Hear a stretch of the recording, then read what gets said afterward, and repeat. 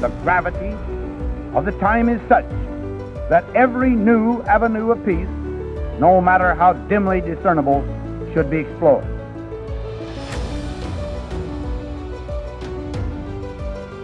Never before in history has so much hope for so many people been gathered together in a single organization.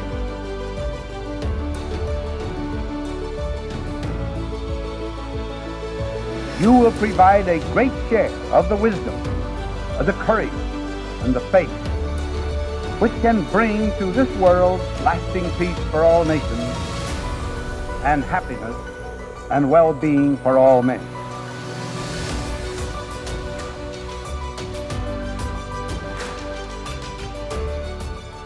Hello, welcome. My name is Gethin Jenkins, and this is the Titans of Nuclear podcast. Today we have Emma McDaid with us. She's the head of project management at Magnox in the UK. Really good to have you here. Really interested on what you've got to say. So maybe we'll kick off with you introducing yourself and telling us a bit about how you've ended up in the role you're in today. Okay. Hi Gethin, nice to see you.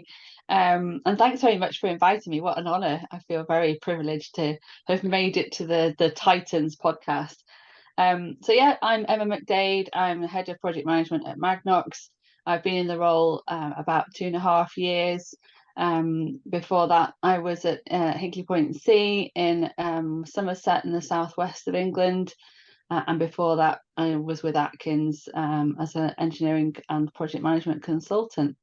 I ended up in the role at Magnox really because I wanted to combine my experience as a project leader with a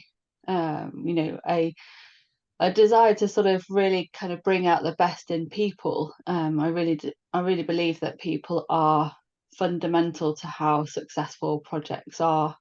And so I really wanted to kind of bring that out, focus on the development of people and our project managers to achieve success, basically. So that's the direction I thought I'd take for this stage in my career, but where it goes next, who knows? Mm-hmm. No, that's good. Before we go into a bit more about your kind of who's influenced you and your experiences in your career, could you tell us a bit about the your experience on the Hinkley project? I mean, I've been following it with interest. There's lots of great imagery of all the cranes in the site, but I mean, is it as fascinating as it looks from the outside? It looks like a great project to be involved in. Hinkley Point C, and I've no doubt that Sizewell C will be the same, but they're absolutely awesome projects. I remember meeting one of our apprentices, and he described coming onto the site for the first time as like stepping into Jurassic Park or Jurassic World. Jurassic Park shows my age a little bit, doesn't it? But Jurassic World, and he was very quick to point out it wasn't about the dinosaurs element, but really just how absolutely epic and massive everything is. It's just super scaled, and I think that's really seen, particularly with the use of that enormous land crane, big Carl, biggest land crane I think in Europe, maybe the world, I'm not sure. It's really, really big. Standing next to that, just the cab is like a 3-story building just to have the one person who's operating the crane. So it kind of gives you the scale of and the enormity of that kind of project. And I feel very privileged to have been a part of it, and I'm sure that anybody who is involved will feel the same way. It's not easy. It's not easy. A big project like that is extremely complex, and the logistical challenges on their own are absolutely just mind-blowing, to be honest with you. But I was lucky to be involved right from the sort of site licensing end of things, the early planning stages, the early kind of putting the management arrangements together part. And when I actually was employed by EDF to join them, the site was still a set of green fields. We were there was a couple of barns there. There was plenty of wildlife. It was a very different thing from what it looks like today. And when you watch the program and see the pictures about it today, it still kind of blows your mind about how they're putting that together. It's such a constrained environment. It's absolutely epic to be part of that. But it's not easy. It's not easy to be involved in it either. And that's that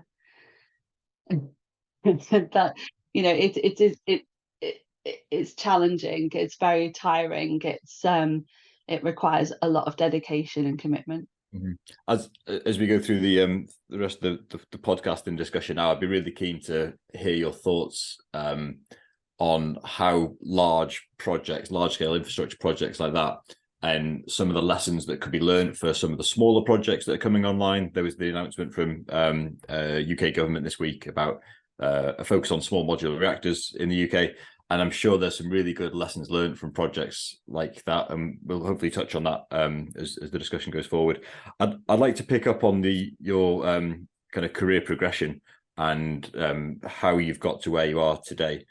And I think I'd like to understand about some of the influences that you came across, or some of the people that you worked with that were maybe influential in helping you in your career, but also some of the challenges and maybe how you overcome them to get to being in this, the fairly significant and important role that you've got in Magnox. Okay. Where to start? I suppose we talk about some people that maybe have influenced me along the way. I'd probably particularly pick up on my time when I was at Atkins. I was really lucky actually to join Atkins when I did, which was back in the 2000 now, so don't judge me, but quite a long time ago. And we were a very, very young office. We felt pretty invincible about we could pretty much take anything on. A really bright bunch of people who could really just sort of, I don't know, we were sort of we just thought that we could do anything we wanted, really. And so we did. I think there was a real freedom in the way that we approached our work and who we got in touch with in terms of clients and the different markets that we tried we tried to be involved with. I think one of the main influences, or one of the people who's influenced me and still does today, is Caroline Brown of Atkins, and she's still there. The work that she's been doing recently with Emily Hutchinson and the book that they've written together about strengths-based organizations and the work they've done there is absolutely awesome. And I think it's really what she taught me actually was about how to be that it was okay to be yourself. And I think particularly as a woman in STEM subjects, in engineering and science background, I think I probably was on the sort of the line that I had to fit in with the lads, and I was one of the lads. And she taught me that you didn't have to be that way. Not that I've ever been much of a girly girl, I have to confess, but she really taught me that you can just be who you want to be, and you were perfectly acceptable as you were, kind of thing. And I think that's a message a very important and powerful lesson to carry you through. I think that's definitely. And she also we did a lot of work together when I was at Atkins, and I carried that through into Hinkley.C work on the sort of diversity and inclusion and gender balance particularly. And she taught me quite a lot about how to challenge the status quo, how to talk to people who may have said something or done something that was not necessarily okay, actually, and how to address that in a way that helped them to learn that lesson rather than sort of perpetuate barriers and irritate people, frankly, because much of the many of the things that happen that are still sort of affecting gender balance are not from a place of malice. And actually as soon as somebody gets defensive, they're not going to learn that lesson. So Caroline taught me ways of working and talking to people without completely just annoying them, I suppose. Yeah. So Which is quite important. yeah, and actually picking up on the sort of diversity and gender balance, I think there's historically the STEM topics and the nuclear industry itself is very sort of male dominated, just due to the sort of historical topics that were selected in schools and universities. How is your or what's your view on the current status of it in the nuclear industry? Do you think things have improved somewhat? Do you think we've still got some way to go? I'd be quite interested to hear your thoughts on that. Yeah, I think when I started out as an engineer, when I studied in Sheffield University as a mechanical engineer. There maybe were about 10% girls, 10% women, I should say, at that stage. I think that the intake for graduate engineers now is pretty good. It's pretty robust. Maybe 30-40%. Retaining those women through their career life, though, is still problematic, and we still see quite a drop off of female representation through more senior roles, and then obviously into exec roles and board roles. So yes, I think there's always going to be, to be honest, I think there'll be work to do for many, many years to come in that respect. I think you have to, those of us who are women in senior roles, have to recognize that we are role models, and people are looking and listening to what we have to say. I think if we sort of back off from that, then we're sort of doing them a disservice, essentially, and we need to continue to ask questions of ourselves and others about what is maybe preventing people from progressing. Unconscious bias is still definitely there, and even for me, if I'm recruiting, it doesn't stop me from recruiting in my own image. I have to kind of challenge myself. Am I actually recruiting somebody who's like me?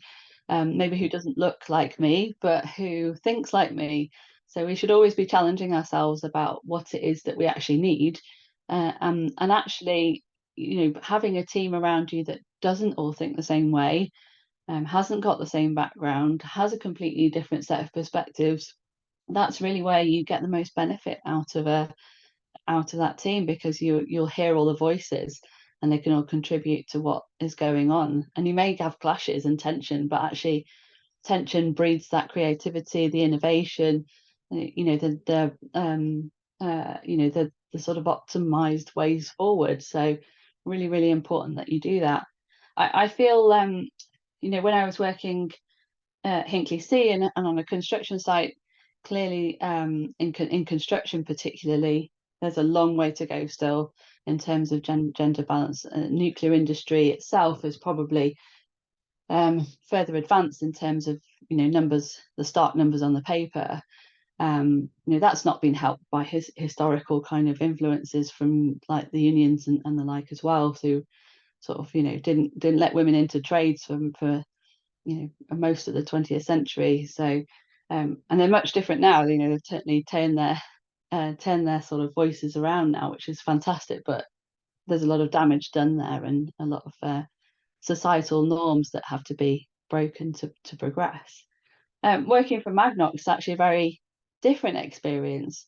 Actually, our sort of our gender pay gap is probably one of the lowest of the nuclear industry, and then myself included. There's a number of women in senior roles, obviously including our CEO, Gwen Parry-Jones. So in that respect, it actually feels a much more balanced workforce, in that respect. And I feel quite privileged. It's quite unusual for me to feel that way, having spent really probably the past sort of 25 to 30 years predominantly in sort of studying and work environments that are male dominated. Not that particularly bothers me. I quite like working with men. It's not a big problem in that respect, but it's notable, I think, to see more women in more senior roles and more different types of roles as well. Yeah, no, that's good. That's interesting, and I think Magnox are sort of pushing the boundaries and challenging in a way that it's you know, it's demonstrably making changes, which is good, and it's a good sign for the industry. Just picking up on your current role with Magnox and the decommissioning, we've got very sort of complicated, we've got very challenging projects in the UK. I'd be quite keen to hear your thoughts on the skill sets and the approaches that are used as part of those projects that might be of value to the new build arena, and how, or what are your thoughts on how are the transferable skills across? There's a very limited resource pool looking at new nuclear in the UK, and I, for one, have worked in both types of projects. I'm just keen to hear your thoughts on the skill sets for decommissioning and how valuable are they for any new build arena or new build nuclear. It's a good question, Gethin. I think it's something that's useful to reflect on for the industry as a whole and wider.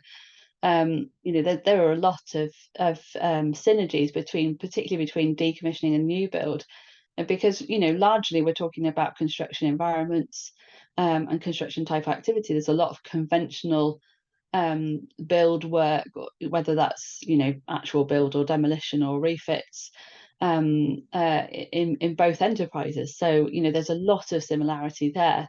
It's really probably the operational period of the power stations that is more slightly different. I feel really lucky that I've had the opportunity to work in all the areas of the nuclear life cycle, and as a project manager, and somebody who sort of supports the project management industry, there are a lot of synergies between the nuclear industry and like oil and gas and other construction, more highly regulated construction arenas. And I think the industry needs to make sure that it doesn't sort of preclude people who maybe don't have nuclear experience from being involved in a lot of the work that we do, particularly at either end of the life cycle, in the new build end and in the decommissioning end. Obviously, there are aspects of the work that we do that require that sort of real attention around more nuclear regulated work, but there's a lot of conventional construction work that's associated with those, and a lot of opportunity really to move between those ends particularly. But I think it's been quite interesting for me, both from a new build and from a decommissioning perspective, that I have been involved in teams where there have been sort of people who are very experienced in generation and then sort of either decommissioning or construction, and there can be quite a culture clash between those things, because they're quite different environments in which people are working in. It's not that one's right or one's wrong, it's just what the requirements of that particular part of the life cycle are asking of you at that point. And and obviously when you're in an operational environment, there's extremely strictly controlled, absolutely understandably, a lot of repetitive, careful kind of work, and that doesn't necessarily translate that well into decommissioning and into new build. So you're saying there's a gap in the middle. So there's the decommissioning approach to kind of problem solving, project management, construction activities or deconstruction, and then the kind of the phase in the middle of the operations where the skill sets are very different. But then for new build nuclear, the skill sets are more linked to the kind of the decommissioning skills, really. Yeah. I mean, it's not to say that there's no skills in the generation part that are applicable to anywhere else. That's not the case. But that there's definitely more synergy, I would say, between decommissioning and new build than maybe people are aware of. Because actually decommission, because people think when decommissioning it must just mean you're demolishing building, but actually we're quite often building like stores or waste handling facilities, or those sorts of things. So it's quite a lot of new build within decommissioning or refitting or modification, that's part of the decommissioning cycle, and there's a lot of synergy there, definitely, between those. And how have you found bringing in people from outside the nuclear? I'm a massive advocate of bringing people in from outside the nuclear industry. I think it brings a fresh pair of eyes and fresh thinking and ideas that we need to push the sort of the nuclear agenda forward in the UK. So how have you found bringing people in from outside the industry? Has it been successful? Any challenges or anything that people need to be aware of? I think it does bring challenges, because of the culture clash that I kind of mentioned. That there is a kind of a way of working, and then a very different way of working, and you're bringing those two things together. But I absolutely think you need, that it's ideal to have both. And for reasons that we discussed a bit earlier around the sort of gender balance and recruiting kind of thing, it's about having the different perspectives and different viewpoints and challenging the status quo. We talk a lot in the nuclear industry about nuclear safety and a challenging, questioning attitude, and actually people from outside can help to bring that view, because they can say, but why are we still doing that? Do we really need to do that? Because it's actually adding a lot of time. And what, it's not always easy, and the answer is sometimes not always yes. There can be very good reasons for why we're doing something the way that we're doing, but I always like a bit of a churn and a bit of a mix on the whole thing, because I think it brings the different voices into account. No, that's good. I am very interested in your current role and the kind of head of project management for Magnox, and trying to get my head around what the day-to-day means in that role, what the level, what the responsibility and the skill sets you need. So maybe people listening can maybe work on skills development to go towards a role like that. So maybe could you just explain a little bit about your current role, and how it applies, and some of the skills that you, or some of the new way of thinking, or the advances in project management, maybe, and how you're taking things forward? There's a lot in there, Gethin. I'll give it a go. So in terms of my current role, I mean, really, I've kind of shaped my role since coming into Magnox. I now have sort of, after a couple of years, I've kind of pinned it down a bit, as you do. So I split it into three areas. So it is a functional role. We've got a program delivery director who is responsible for actually delivering all the project and program work itself, which is, understandably a large portfolio of work across the sites, multiple sites across the UK. So I work very closely with him, and I see myself as the sort of the cheerleading support act to all our programs and project managers. So I split it into three. One is people. So we'll look after things like, have we got the right training provision? What are the career pathways? We've introduced mentoring in both internally, and an ECITB supported scheme that's now become open. If you looked on LinkedIn, then it's open to. What scheme is that? Sorry. ECITB PM mentoring scheme. Okay. So we have that, and so we'll also look after what the job profiles look like, and what's the capability, and how we're growing people, and how we trying to recruit people, and that kind of thing. So very much a sort of people element. And we also, since I started, we've also started to bring in project management, project controls graduates, and this year we're starting to bring in project management apprentices as well into Magnox. So really excited about that, because sort of really kind of generating the project managers and project controls teams of the future. So so we do a lot of that around the people side. And then I have what I call the tool set, which is like the processes, the systems that we use, the templates, any of the kind of reporting systems, that kind of thing. So there's the tool set.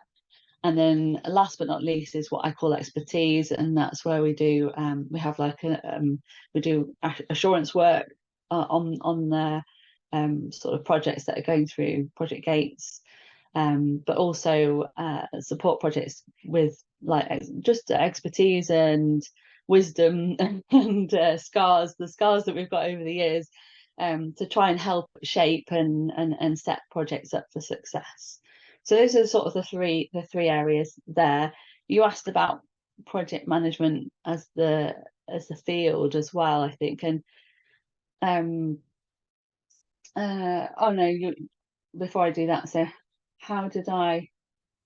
did you ask me how did I get to it? How did I get Yeah, into it? I'm interested to What the see how skills you've needed. taken your skills and your experiences throughout your your time in Atkins and at Hinckley, and how you're applying those in your role now. So it's almost like a skills development, because I'm very mindful of some from project management roles. There's no go-to course book kind of guidance note that says this is what you must do to be a good project manager. And I think I'm trying to sort of tease out maybe as to what makes a good project manager, what are the skill sets that need to be put in place to take it forward, and also some of the challenges, some of the things that maybe we haven't quite got right, and things that we need to maybe improve going forward. Yeah. So project management, as you know, getting because I'm doing a master's at the moment, and a major program management, but project management is a social science, and I think that we've historically treated project management probably more as a science, tried to really sort of rigidly control it and tried to put it through the ringer essentially. But actually, the social part of it is as equally, if not more important as the science part. And I think that's what's sort of I think that's what sort of has always drawn me into it, is because it is both. It is it's so people oriented, relationships, stakeholders, working with sponsors, understanding users' needs and stuff. You don't get that by just drawing some of that upon pieces of paper. You get that from having conversations and developing those relationships. And for me personally, that's why I got into it. I suppose I found that I was better at organizing stuff and kind of coordinating resources and getting from here to there, through the people that were involved in that team. And I found that I had a natural sort of ability in that, more than I did actually engineering. So I was an all right engineer, but I was a really good project manager. So that's the direction I took. To get where I am in terms of being the head of project management now, I think my motivation through my career has been about gathering experience. It's been about being able to as well kind of demonstrate my credibility to others about that I do know what I'm talking about, and I've had these experiences. And project management is so much about experience. Yes, there's training, and yes, there are qualifications that you can get, and they will give you something to put on your CV, but it's the experience that you get and the variety of that and the breadth of that actually contributes to your knowledge bank, and makes you more and more resilient and more capable as a project leader, to take on bigger and bigger and more interesting stuff. I think though that when I reflect back on where I started as a project manager and where it is now, I think the role of the project manager is changing rapidly. Yeah. That'd be interesting to see. So especially on the projects you've worked on, some of the high hazard, largest projects in the UK, what's your view on the sort of the change in the role of the project manager, or any developments or advances in how things are working? Yeah, I think I think when certainly a lot of the projects I worked on in my earlier days, would have been very sort of more discrete projects. You sort of got something that needed to be managed through the stages, and I think project management is now changing to be much more systemic in its viewpoint. It's almost like project management and project managers and project teams coming at a point through the through the system cycle, and give it a nudge, give it a kind of like rugby pass on to the next stage of its life, and but understanding that that's an ongoing game is actually part of is now something we have to contend with. And whereas I think when we used to talk about project management capability in the past, we'd say, you'd have all your sort of like core suite of documents, you'd have your weekly team meetings, you're starting on date X and you need to finish by date Y. It's going to cost, X so many pounds, whatever. And that's your bundle that you need to deliver. I think now project managers have to think, what else is going on in the world? What do we want to do that's innovative and creative? So to demonstrate some sustainability, how do we make sure that we're using materials and that when this thing reaches the end of its life, we can decommission it and demolish it without it leaving a huge legacy to future generations. And I think, and also I need to think about, how we're developing people, how are we bringing others on. I think when I do sort of talks to new project managers or helping to develop others, we'll talk about all the things you need to kind of juggle. And I just think that list is growing all the time about what you need to juggle and what you need to be thinking about. But at the same time, I see project managers being less empowered than they used to be. Project managers in sort of 20 years ago, kind of like gods, when they just decided everything that happened. Why do you think that's happened then? What's the main reason behind that? Is it more of an administrative role now, or is it roles and responsibilities being moved around? What's your thoughts? I'm not sure I can call it getting, to be honest. I think it's a variety of reasons. I think potentially, because of the nature of project delivery and the fact that, in terms of success rates, they're not incredible. Sort of kind of being generous. We reputationally, I'm not sure that that the field has kind of taken quite a knock from business leaders and financiers, investors. That they've lost confidence a little bit in the project management. I think as well, though, I think there's a temptation when things do go a bit wrong to put more and more control in, and usually that actually has the adverse effect of enabling delivery to be successful. So yeah, I think there's a variety of reasons, and it's not easy to just say it's this one thing. Yeah. So picking up on, you mentioned there the success of projects, and I think we're those of us that work in the industry know that projects aren't always successful. There's been some are inherent with delays and overruns, but others go really, really well and on schedule to budget. I'm kind of interested in teasing out what you think I know there's no sort of simple answer to what makes a good project, but with a view that all the new nuclear in the UK is kicking off and there's the announcements from GBN in the week, there must be some lessons we can learn from the decommissioning projects that would allow for the rollout and achieving net zero quicker and more efficiently than we're currently looking at. So any thoughts on that? Actually, I don't want to sort of go into the decommissioning project so much, but there are lessons to be learned through the wider industry, and a lot of those are to do with, again, they come back to relationships, and actually how we're set up especially for larger, more complex projects, how we set up our commercial relationships and our supply chain engagement, and there's still quite a I'd say quite a traditional view of how that should be done is still very much the kind of status quo. There are pockets where that's moving and changing. Actually, at Sellafield, with its partnership arrangements that's set up there, you can see this. You can see a different model. The MEH Alliance at Hinkley Point C, same sort of thing. Starting to see partnerships, alliances, much more, and if you think about how supply chain, how contracts are set up in the first instance, and there's this, the traditional route is, we'll try and work it all out, design it all, throw it over the fence, and then, why? What do you mean you can't build it for that, and all the rest of it. So,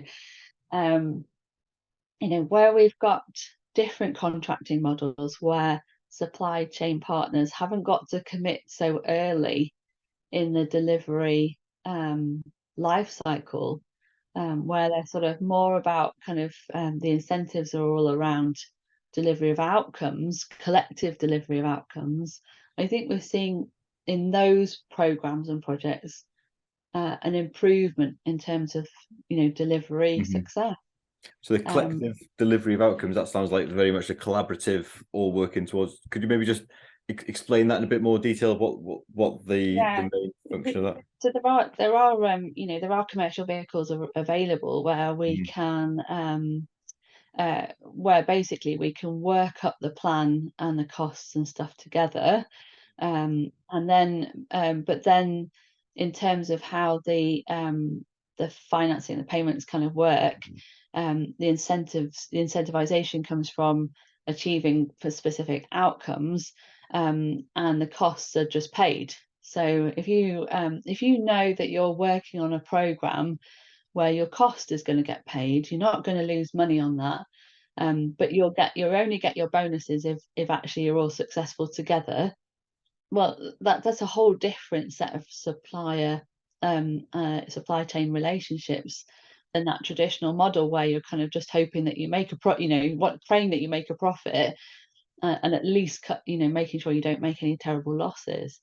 I think there's a way to go for just industry as a whole. I don't think that's anything particular to do with nuclear, but I would, I'm not involved in the GBN and the SMRs program, but I would definitely recommend that they make sure that they have a good look at how we set up our commercial relationships and leverage the supply chain. Definitely. Yeah, no, that's fascinating. I was going to just ask you, if you were going back to the kind of women in the workplace and the sort of gender and diversity balance, if there was any words of advice or guidance that you would offer anyone thinking of entering into the nuclear industry. I think it's, personally, I think it's a fascinating industry to be in. But yeah, again, if you were advising somebody coming through university at this stage or through college, what would your main advice be to them? We didn't touch on my Atkins career very much, but I will touch on it now. Obviously, I said that we were a very young office and we did whatever we liked, but for me that meant it sounds like great fun. Sounds like great fun. It was awesome. Very happy days. Yeah. But it meant that I worked on projects in defence, in rail, in medical engineering. I did a lot of work in aerospace, and of course nuclear. And it's funny, it's always gives me a bit of a wry smile, because when I set out for my, like being my graduate, when I graduated, I was like, oh, I'm never going to work in defence and nuclear. I'm not going to do it, sort of, high morals and all this kind of stuff. And it'll be dirty and grey and horrible and stuff. And nuclear is where I just came back. I just gravitated back to it. And the reason for it is that I'm really attracted to variety and interest. Every day has to be different for me. I couldn't bear to have to have a job where I can pretty much guarantee what's going to happen every day. It'd be absolutely ugh. And that translates through to the industry that I work in. There is nothing that is ever the same in nuclear. Wherever you are in the life cycle, which whoever you're working with, it's all unique. It's all fascinating. It's all like some sort of bespoke challenge. There's always like unique qualities to it, things that we're trying to work through. I mean, I don't think any other industry gives you that degree of variety. And so I think if that's the sort of thing that excites you, that's the sort of thing that you want to have those challenges. If you're sort of if you're sort of activated by problem solving, working in teams, and sort of, I don't know, you get a kick out of a real challenge, and the achievement you get at the other end of that, then it's a great industry to be a part of. And now, of course, it's got a massively bright future. The introduction of the SMRs, the direction of travel with fusion and the STEP program. I mean, that's just really, really exciting. What we're doing in decommissioning is still, I mean, it's like, I think it's probably one of the biggest programs of work in the UK, if not the biggest. And we might be kind of quiet about it, but there's some fascinating work going on across the estate on that. Do you think we should shout about it more? I mean, I think I would manage to agree with you that there's so much good work being done, but it is very, we don't shout about it as much. It sort of stays within the industry. Yeah. I don't know why. I think it probably isn't seen quite as sexy as SMRs, decommissioning old power stations. Maybe that's part of it. Maybe, of course, there's an element of the legacy that we're managing, and of course having to be respectful about that. I think we should shout about it more. I think there's loads of really cool stuff that we do. I've thoroughly enjoyed seeing it on like Guy Martin's programs about the energy mix. And sort of Spot the Dog seems to have been everywhere in the UK in the past sort of month or so. He's very busy. He's like on tour or something. Stuff like that. There's so much robotics. There's all this, sort of remote operated, bespoke equipment that has to be developed. Yeah. Why wouldn't you want to be part of that? Yeah. Well, hopefully listeners will tap into that. And I think I would just like, before we bring it to a close, ask you if there's anything else you want to pick up, if there's anything else you want to bring up or discuss that we may not have had a chance to go over. I think I'm going to put a bit of a shout out around the master's degree that I'm doing, and actually the focus of that, which is the major programs side of things. We have a fantastic professor, Professor Daniel Armanius. He's absolutely brilliant guy, lovely to listen to. I really recommend sort of finding him on YouTube and just seeing what he's up to. But some really interesting moves in the industry of major programs across the globe, really. And a lot of people say, when I say like, oh, I'm doing a master's in major program management, they sort of go, what's that? And where is that? Sorry, Emma.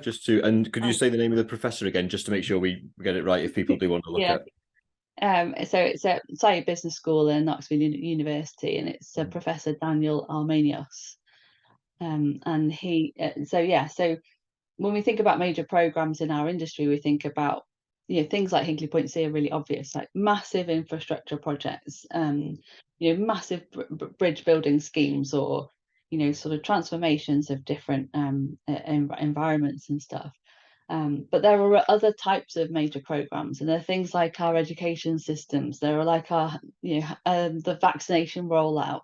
But there's also now sort of a move towards kind of more decentralized sort of schemes as well, where, and I think the SMRs is a good example of that, where we're kind of moving from a big great big scheme to something that's more repeatable, and that we can like learn the lessons from and stuff. So more modular, more kind of repeatable, more able to learn lessons, sort of almost a sort of simpler kind of approach and stuff, rather than these enormous complex delivery models. So yeah, I would just sort of encourage people to have a look at the sort of the world's major programs. Things like the line in Saudi Arabia may be controversial, but I mean, it's just mind-blowing type stuff. It's crazy. Mind-blowing.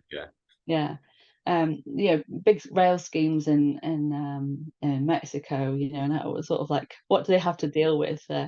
We heard from a lady who was managing that scheme over in Mexico, and she was talking about how the president of Mexico is like is her primary client, and he comes So to visit the straight site to the every top 2 weeks. table.